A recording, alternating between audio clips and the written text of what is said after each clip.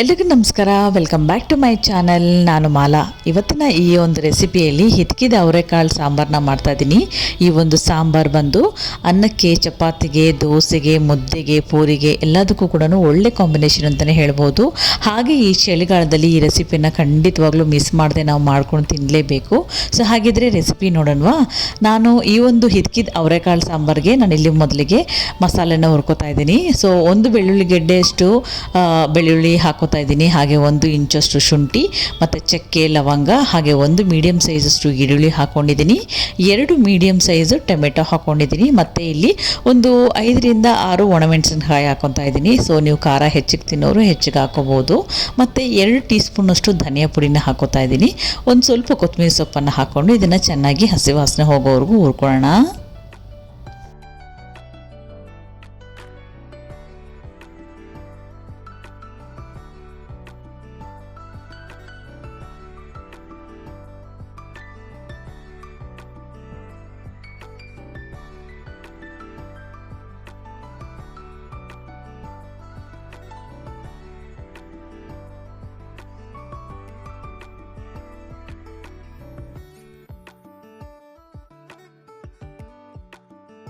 ನೋಡಿ, ಈಗ ಮಸಾಲೆಗೆ ಇದೆಲ್ಲ ರೆಡಿಯಾಗಿದೆ. ಇದನ್ನು ಚೆನ್ನಾಗಿ ಮಿಕ್ಸಿಗೆ ಸ್ವಲ್ಪ ನೀರು ಹಾಕ್ಕೊಂಡು ಚೆನ್ನಾಗಿ ನುಣ್ಣಕ್ಕೆ ರುಬ್ಕೊಂಡು ರೆಡಿ ಮಾಡಿಟ್ಕೊಳ್ಳೋಣ.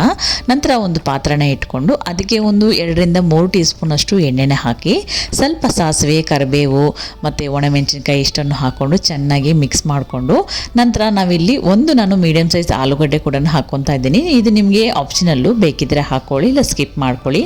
ನಂತರ ನಾವಿಲ್ಲಿ ತೊಳೆದಿಟ್ಕೊಂಡಿರುವಂತಹ ಹಿತ್ಕಿದ ಅವರೆಕಾಳನ್ನ ಹಾಕ್ಕೊತಾ ಇದ್ದೀನಿ. ಅದನ್ನು ಕೂಡ ಹಾಕ್ಕೊಂಡು ಸ್ವಲ್ಪ ಉಪ್ಪು ಮತ್ತು ಅರಿಶಿನ ಹಾಕ್ಕೊಂಡು ಹಸಿ ವಾಸನೆ ಹೋಗೋವರೆಗೂ ಹುರ್ಕೋಬೇಕು.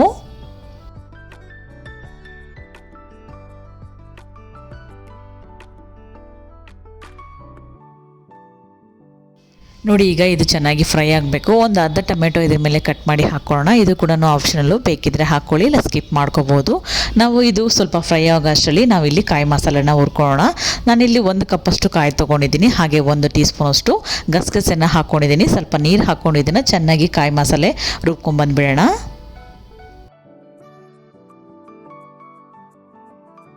ನೋಡಿ, ಇಲ್ಲಿ ಕಾಯಿ ಮಸಾಲೆ ಕೂಡ ರೆಡಿ ಮಾಡಿ ಇಟ್ಕೊಂಡಿದ್ದೀನಿ. ನಂತರ ಇಲ್ಲಿ ಚೆನ್ನಾಗಿ ಎಣ್ಣೆಯಲ್ಲಿ ಚೆನ್ನಾಗಿ ಫ್ರೈ ಆಗಿದೆ ಅವರೆಕಾಳು. ಈಗ ನಾವು ರುಬ್ಬಿಟ್ಕೊಂಡಿದ್ವಲ್ಲ ಆ ಖಾರ ಮಸಾಲ, ಅದನ್ನು ಕೂಡ ಹಾಕ್ಕೊಂಬಿಟ್ಟು ಯಾವುದೇ ರೀತಿ ನೀರು ಹಾಕ್ಕೊಳ್ದೆ ಒಂದು 2 ನಿಮಿಷ ಆ ಮಸಾಲೆಯಲ್ಲಿ ಚೆನ್ನಾಗಿ ಫ್ರೈ ಮಾಡ್ಕೊಬೇಕು. ಚೆನ್ನಾಗಿ ಮಸಾಲೆ ಹಿಡಿದಷ್ಟು ಇನ್ನೂ ಟೇಸ್ಟಿಯಾಗಿರುತ್ತೆ ಸಾಂಬಾರು.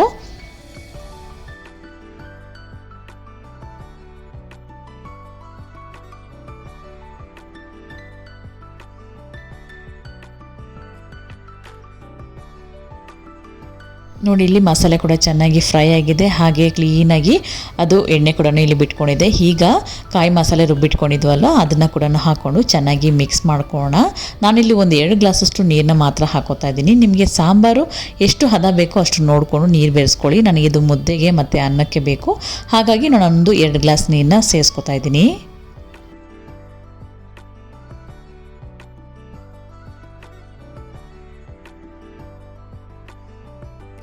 ನೋಡಿ, ಇಲ್ಲಿ ಸಾಂಬಾರಿಗೆ ಮಸಾಲೆ ಎಲ್ಲ ಹಾಕಿದ್ದೀನಿ. ಉಪ್ಪು ಕೂಡ ಚೆಕ್ ಮಾಡ್ಕೊಳ್ಳಿ. ನನಗೆ ಸ್ವಲ್ಪ ಉಪ್ಪು ಹಿಡಿಸುತ್ತೆ, ಹಾಗಾಗಿ ನಾನು ಕೂಡ ಉಪ್ಪು ಹಾಕ್ಕೊಂಡಿದ್ದೀನಿ. ಇದನ್ನು ಇನ್ನು ತಟ್ಟೆ ಮುಚ್ಚಿಬಿಟ್ಟು ಒಂದು 2ರಿಂದ 5 ನಿಮಿಷ ಚೆನ್ನಾಗಿ ಸಾಂಬಾರು ಕುದಿಯೋಕ್ಕೆ ಬಿಡಬೇಕು. ನೋಡಿ, ಸಾಂಬಾರು ಕೂಡ ಚೆನ್ನಾಗಿ ಇಲ್ಲಿ ಕುದಿದಿದೆ. ನನಗಿಲ್ಲಿ ಇಷ್ಟು ಮಟ್ಟಿಗೆ ಹಿತ್ಕಿದ ಅವರೆಕಾಳು ಕೂಡ ಚೆನ್ನಾಗಿ ಬೆಂದಿದೆ ಕೂಡ. ಪರ್ಫೆಕ್ಟ್ ಕನ್ಸಿಸ್ಟೆನ್ಸಿಯಲ್ಲಿ ನನಗಿಲ್ಲಿ ಹಿತ್ಕಿದ ಅವರೆಕಾಳು ಸಾಂಬಾರು ರೆಡಿಯಾಗಿ ಹೋಯಿತು.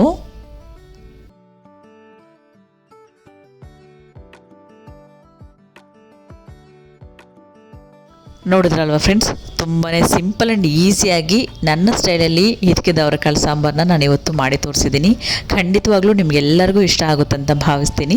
ಸೊ ಇದಾಗಿತ್ತು ಇವತ್ತಿನ ರೆಸಿಪಿ. ಸೊ ಈ ಒಂದು ರೆಸಿಪಿ ಅನ್ನಕ್ಕೆ, ಚಪಾತಿಗೆ, ದೋಸೆಗೆ, ಮುದ್ದೆಗೆ ಒಳ್ಳೆ ಕಾಂಬಿನೇಷನ್ ಅಂತಲೇ ಹೇಳ್ಬೋದು. ನಾನಿಲ್ಲಿ ಮುದ್ದೆಗೆ ಸರ್ವ್ ಮಾಡಿ ಕೂಡ ತೋರಿಸ್ತಾ ಇದ್ದೀನಿ.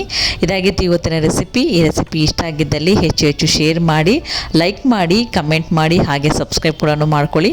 ಮುಂದಿನ ಒಂದೊಳ್ಳೆ ರೆಸಿಪಿಯೊಂದಿಗೆ ಸಿಗ್ತೀನಿ. ಅಲ್ಲಿ ತನಕ ಥ್ಯಾಂಕ್ ಯು. Take care.